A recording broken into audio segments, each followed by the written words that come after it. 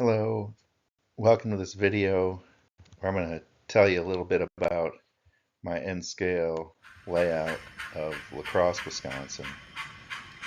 How I built it, what I put in it, why I put into it. Me and my boys spent, I don't know, the better part of 6 or 7 years putting all this together. Most of it's scratch built, and I tried to put elements of La Crosse in there that I thought were really emblematic of the town and the region. And I also tried to put things in there that were important to my family history to help teach my boys about their own family history. I was born in La Crosse, and now I live in Lake Charles, Louisiana. All my kids were born there, and we only get up to La Crosse maybe once a year now to see my relatives. And so it was just a nice way to do some layout and modeling and then teach them some things along the way. Get some videos here of the layout in action. Most of the engines and rolling stock, of course, they're regular trains that you buy. I didn't really have to do a lot of customization of that. And I tried to buy things that actually would have run through La Crosse at one point or another. I didn't try to set it up for one specific time period, so some of it is 1920s or 30s, and some of it's from the 60s or 70s, and then some of it's today and modern, as we'll see. All right, so let's go here. The most important railroad aspect of La Crosse is Grand Crossing, of course, and so that was the first building that I built. You can see there's a little light showing through there because I was sort of a novice when I began all this. It's scratch built. Anything else on there? La Crosse and Grand Crossing specifically are important to my family because my grandfather, Don Proksch, worked at Grand Crossing for a few decades. He started working in Toma on Milwaukee Road, then he started running shifts at Grand Crossing, throwing switches, and we would get to visit him in the 1980s. I got a little home video there. You'd see me watching with him, walking back up into the tower. That's circa 1990, I guess. It was probably a little earlier than that, actually, the 80s. He eventually retired, and in fact, he worked the last shift at Grand Crossing before they closed it and moved it to Copeland Park. Speaking of Copeland Park, I got this picture of it down here that you can see how it is today. The other element of Copeland that's there now besides Grand Crossing, of course, is Alice the Big Goon, which was Aeolus, the number 4000 engine on the CB&Q, which was sheathed in stainless steel as an alternative steam engine for the diesel Zephyrs. And then, of course, they took the sheathing off, and then it doesn't have it now. So to make that engine, I bought a Bachmann that was a New York Central Hudson, which is pretty close. And then I redid the decals to turn it into CB&Q 4000. And it's a really nice engine, actually, because it has sound and all that. Got a little video you can see on the bottom right, me and my brother, my father and my grandfather. It's actually real switching in Grand Crossing that we were doing. That's me in the front. Probably about, I don't know, 85, so 8 or 9. So when the kids are throwing the switches on the layout, then it's kind of like they're doing the real thing. Of course, we were a little too young to be able to do it ourselves without some help back then, because some of those were pretty heavy.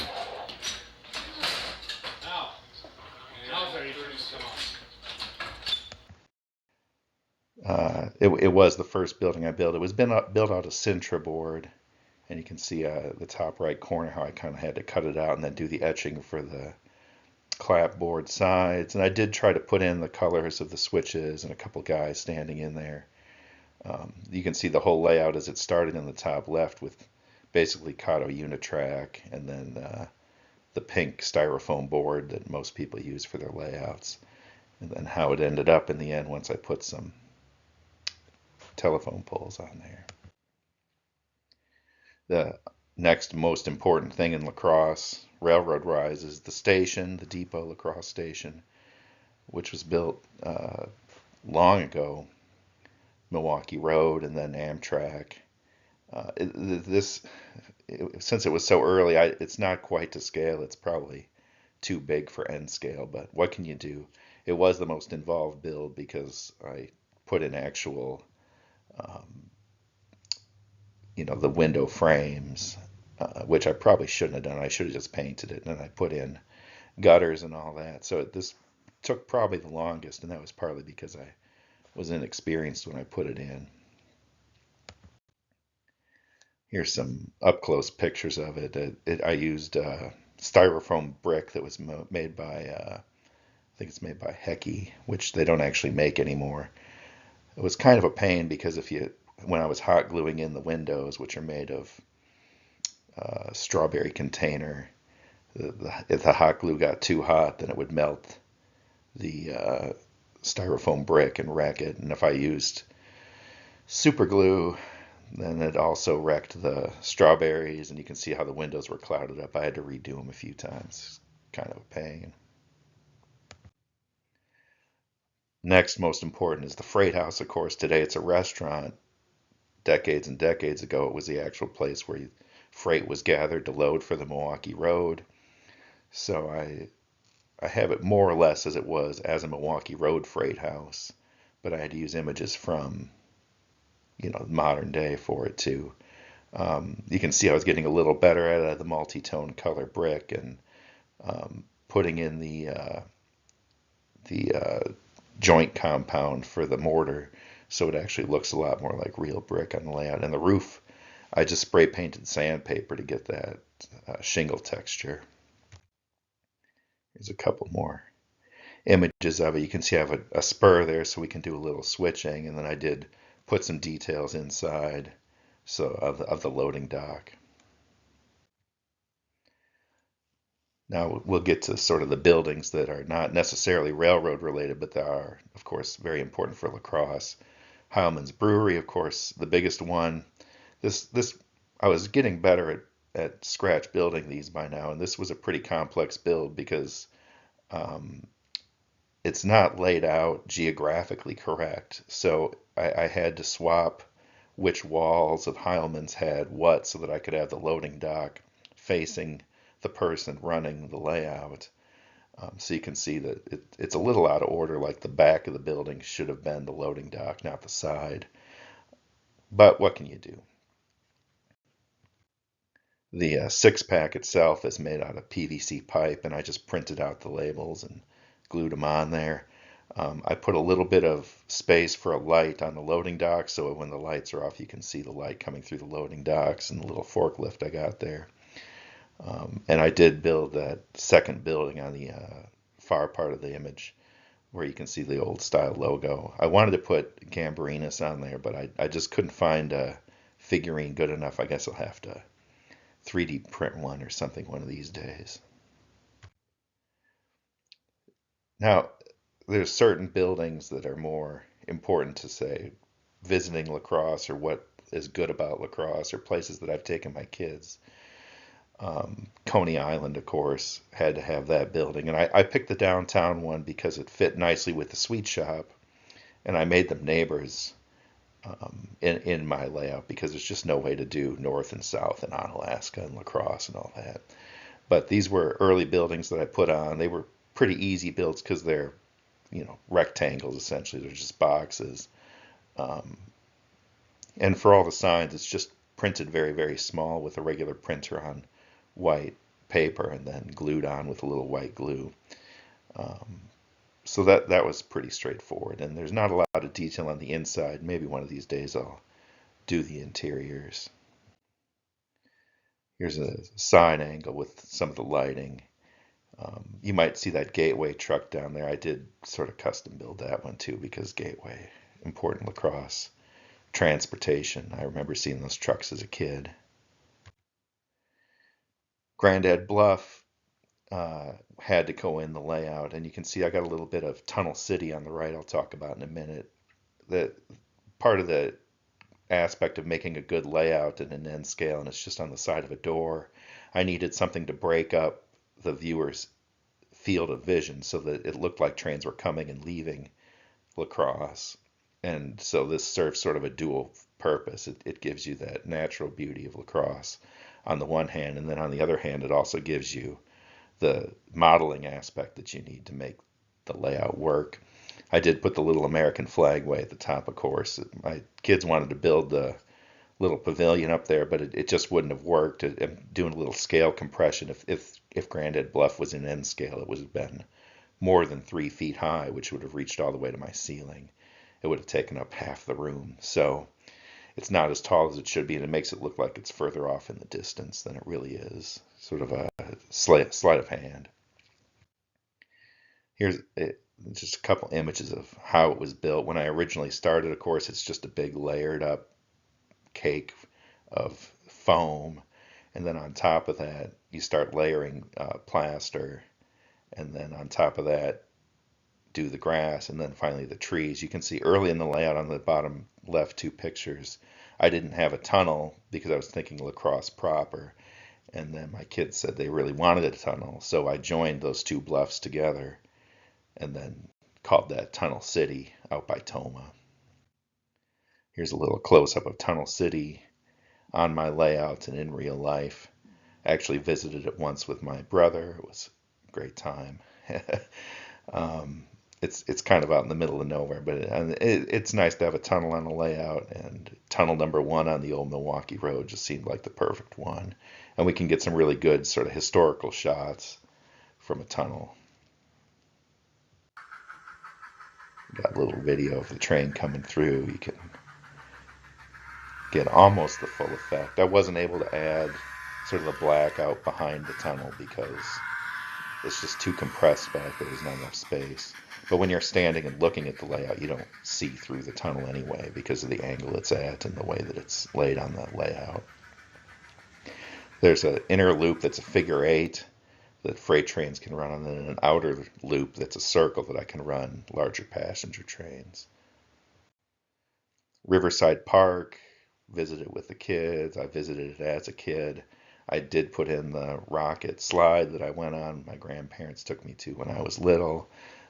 My son Max wanted the cannon, so you can see I put in the cannon that he made actually, basically out of a toothpick.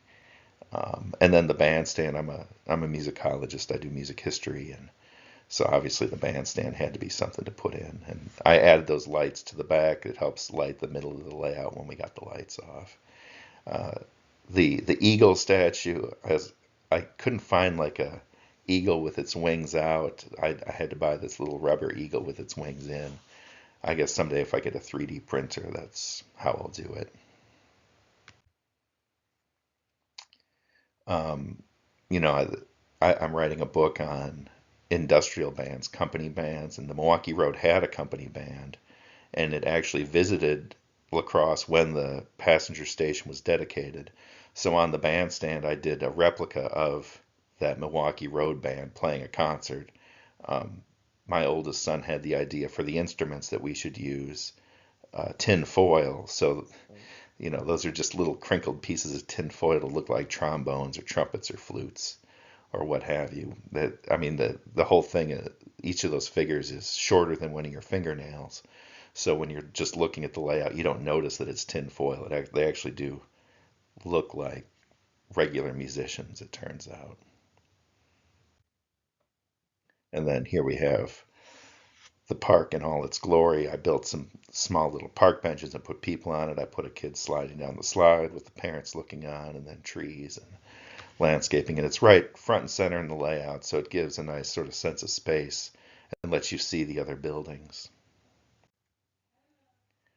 Train company, very important to La Crosse, invented the air conditioner. So I did reproduce that building. I couldn't do the whole train plant, of course, because it just wasn't possible. But I did find this one great historic image on the right.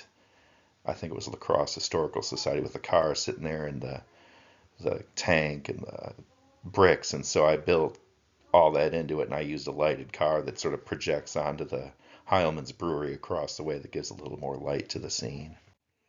And for this one, I added a little bit of detail on the loading dock to make it look like they're loading air conditioners because you can actually see into it from when you're running the trains.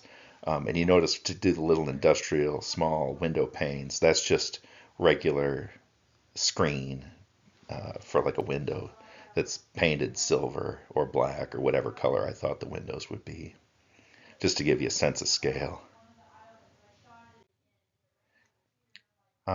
I put in Hixon House. We needed a little bit of residential area, and I wasn't quite sure what houses to build except for my grandma's house. We'll talk about in a second. So Hixon House was actually the last thing I built for the layout. Thought it was important historically, so it was worth putting on. And it was the most complex of the builds because the roof line was very involved. By this time, I was uh, working with molded polystyrene to get that perfect clapboard texture and end scale, and then some Sintra board for the structure of the building to hold the roof line up and all that. And you can see by this point I was getting pretty good at doing roof angles and all that fun stuff. And actually, this turned out to be the most detailed building on the layout because it was the last one. So I finally had figured it out. I did a couple sides. Most of the buildings are only two-sided because you never actually get behind the layout. It's up against a wall, so I didn't need to do all four sides, thankfully. You can see I did a little the sidewalk and all the awnings of the patios and all that. Rudy's, it's a glorified A&W as far as the building itself, but it's iconic to La Crosse, and so we did put in a Rudy's on the layout. It's fairly close to the front. It's lighted. It's the one sign that I made that's lighted, and for that, it turns out the little LED light behind it is bright enough that it'll show through the piece of paper in a way that makes the sign look like it's illuminated. I did put a little light under the drive-in so the cars look lighted as if they drove in, and they're parked under the light. The building itself is lighted too, although not in the picture on the left. At night it's a really good focal point for the layout because the trains go right by there and it's just really brightly lit. And I did put on the sign cheese curds, root beer floats, and a jumbo chili dog.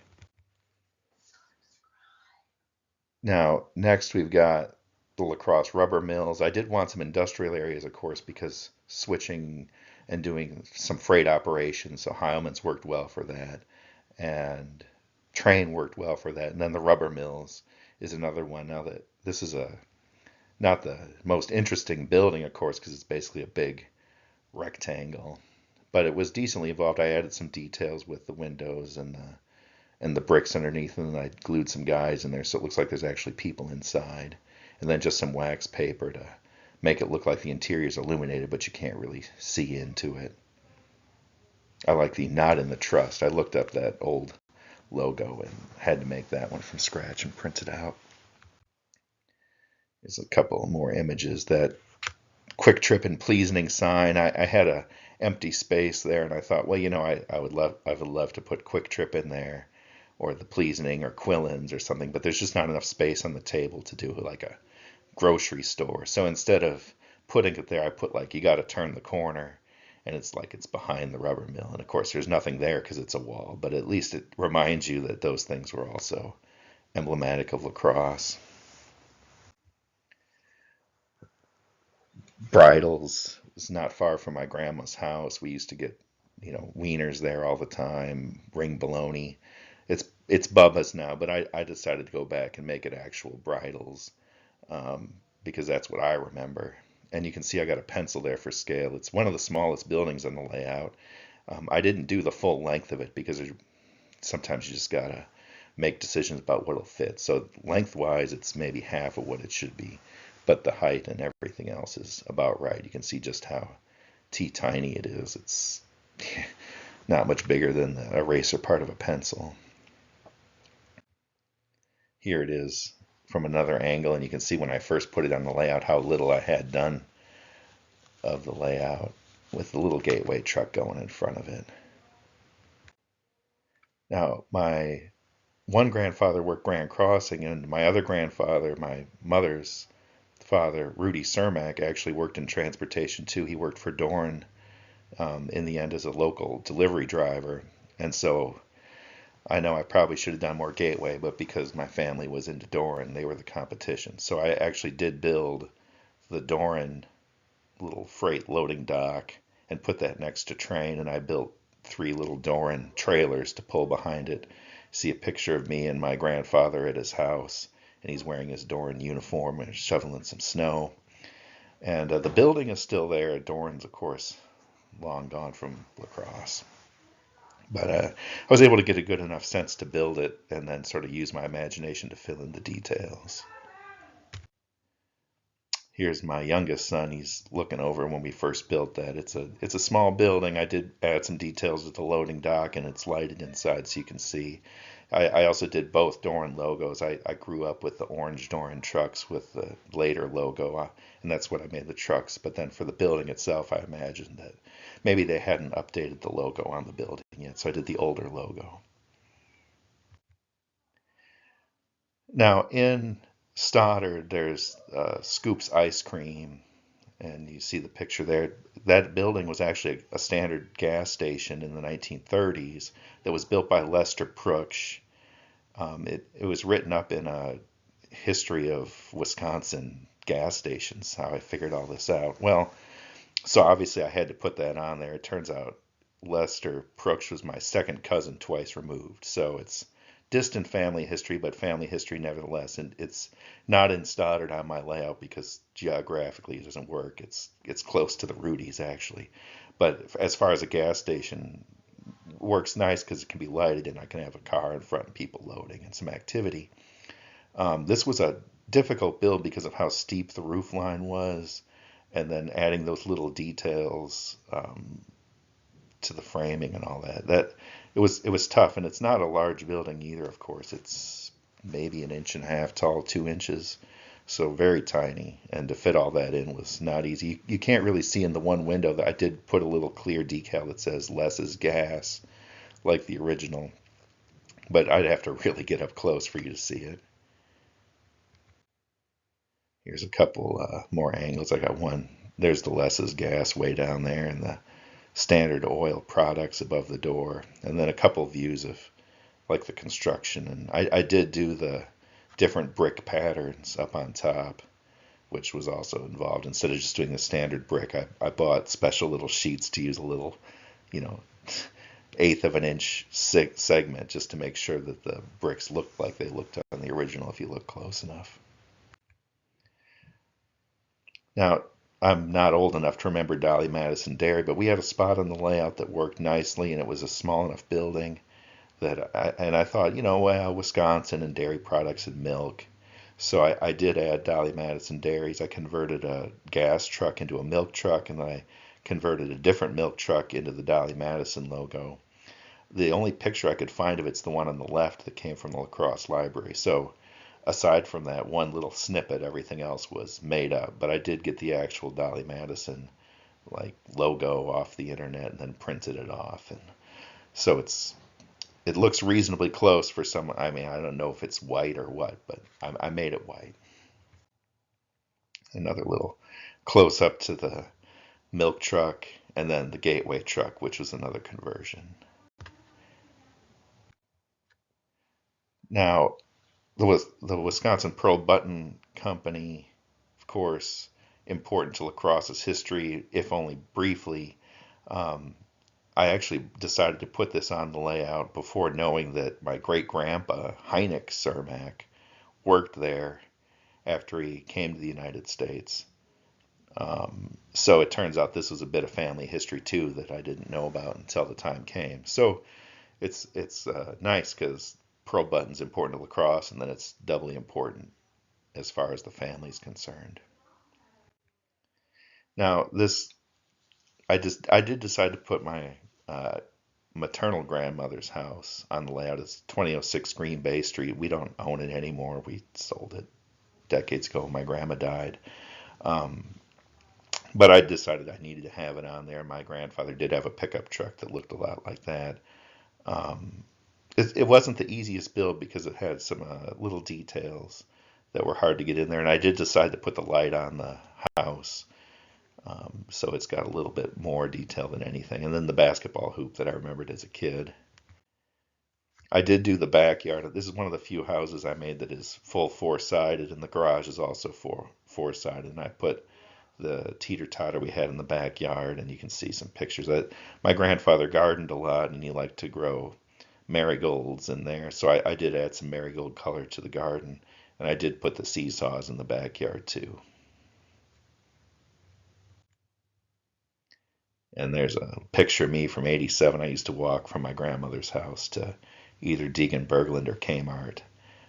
And with the lights and the truck being lighted, I think it highlights the house really nicely in the dark for the night scenes. One other family building, my grandfather and his brother Hank built a cottage on the Mississippi River up there in Bergen. And so I did put that on there. The cottage is still there. It's still in the family. It's changed some, as you might imagine. So I did the cottage as I remembered it as a kid in the '80s. I added the little dock to it, the little buoys that my uncle made when he was at Western Tech with his welding students. That's a newer addition, but this is one just small building way off in the corner just to give a little sense of the Mississippi River. There's a picture of me back in the early '80s with my Uncle Hank. And then in the top right, that's my son who actually did the landscaping for this cottage scene.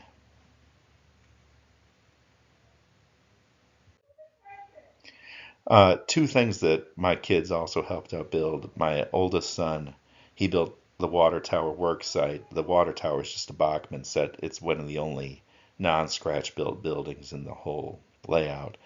Um, and just to get him started in a little modeling, we imagined that there was a water leak and they had to call out the city to help dig up the line and all that. So I got a little excavator, and then he did the guys, and we put the little pipes in there and all that. And on the right side, my youngest son, when he was in pre-K, got a prize from his school prize bucket for being a good kid, and he picked out this little model caboose. And he's only 4, and he's like, "Well, Dad, we got to run this on the layout." And I was like, well, "It won't fit on the layout, of course, because it's a toy." And he was really disappointed. So what I decided to do then, I turned it into this abandoned piece of rolling stock back behind Heileman's, and I weathered it up real good to look like it had been sitting there a long time. And then he was super proud that part of his stuff ended up on the layout. Well, that's just a little explanation of the N scale lacrosse layout. I hope you've enjoyed it, and thanks for watching.